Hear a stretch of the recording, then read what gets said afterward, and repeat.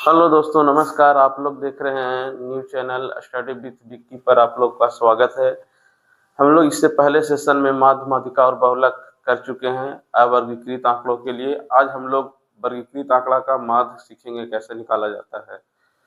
तो हम लोग देखेंगे दोस्तों कि जो वर्गीकृत आंकड़ा है, वर्गीकृत आंकड़ा है उसको कहेंगे किसको। तो जनरली जो बारंबारता के रूप में हो, बारंबारता सारणी के रूप में हो, सारणी के रूप में हो,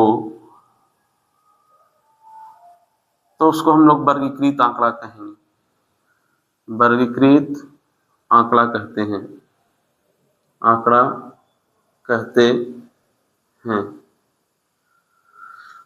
वर्गीकृत आंकड़े का दोस्तों, वर्गीकृत आंकड़ों का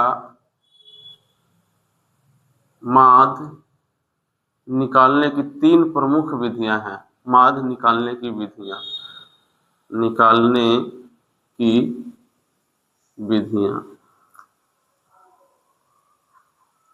तो टोटल तीन विधियां हैं दोस्तों जिससे हम लोग आप वर्गीकृत आंकड़ों का माध्य निकाल सकते हैं। पहला विधि है प्रत्यक्ष विधि, प्रत्यक्ष विधि। दूसरा है दोस्तों लघु विधि,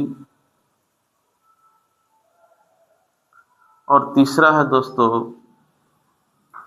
पैग विचलन विधि, पैग विचलन विधि।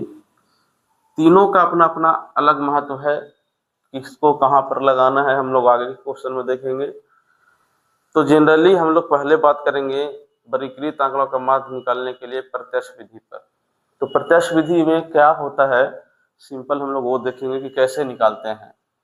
तो हम लोग चलेंगे प्रत्यक्ष विधि दोस्तों। तो प्रत्यक्ष विधि में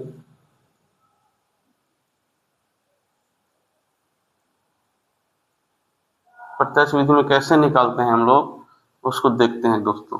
माना कि वर्गीकृत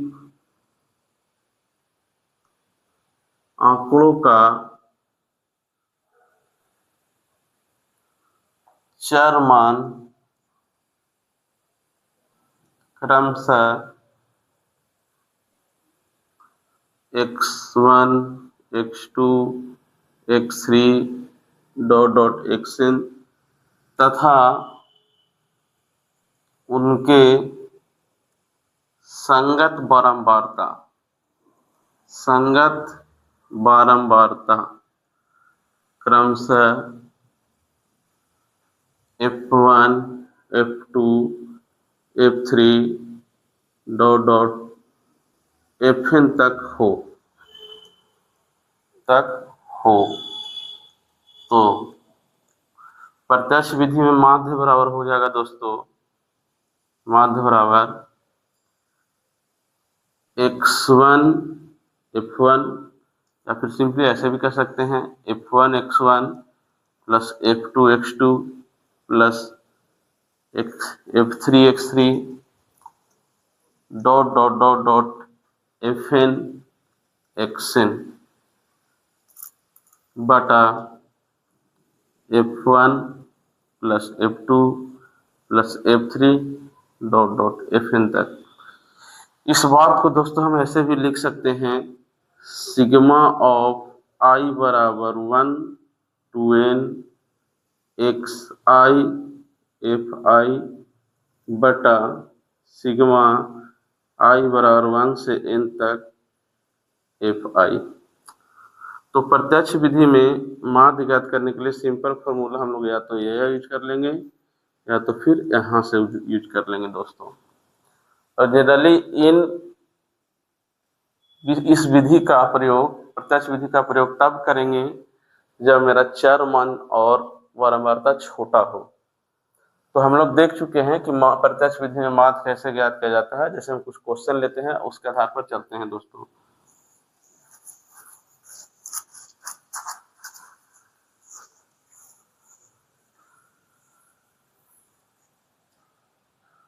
इधर चर मान लिया इधर इसका बारंबारता है। अगर मान लिया कि 5 का बारंबारता 2 बार है, 8 का बारंबारता 3 बार है, 6 का बारंबारता 4 बार है, 10 का बारंबारता 2 बार है, 12 का बारंबारता 4 बार है, तो इसका माध्य ज्ञात करना है दोस्तों। माध्य ज्ञात करें तो इसके लिए सबसे पहले एक और हम लोग टेबल बनाएंगे। ये मेरा xi है और ये fi है। यहाँ से एक टेबल और बनाएंगे xi और fi का, और दोनों को गुना करें तो 5 दूनी 10 हो जाएगा, 8 के 24 हो जाएगा, 6 के 24 हो जाएगा, 10 दूनी 20 हो जाएगा, बच्चों के 48 हो जाएगा। फिर यहाँ से हम लोग दोस्तों सबका बारंबारता का योगफल निकालेंगे। सिग्मा fi i बराबर 1 से n तक का, या सिंपली सिग्मा एफ लिख देते हैं, जिसको कैपिटल एन द्वारा सूचित भी किया जा सकता है। तो 4 2 6 4 10 3 13 2 15 हो गया दोस्तों।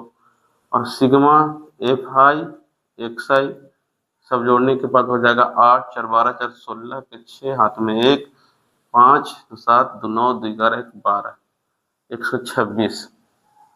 तो माध्य बराबर हो जाएगा दोस्तों सिग्मा एफ आई एक्स आई बराबर 1 से n तक बटा सिग्मा एफ आई बराबर 1 से n तक। तो 126 बटा 15 हो जाएगा दोस्तों। 3 से कटेगा 3 5 15, 3 चौके 12, 3 दूनी 6 42 बटा 5 बचा। इसको भाग देने के बाद 8 बचे 40, 2 पंचों के 20। आंसर मेरा हो जाएगा 8.4 दोस्तों।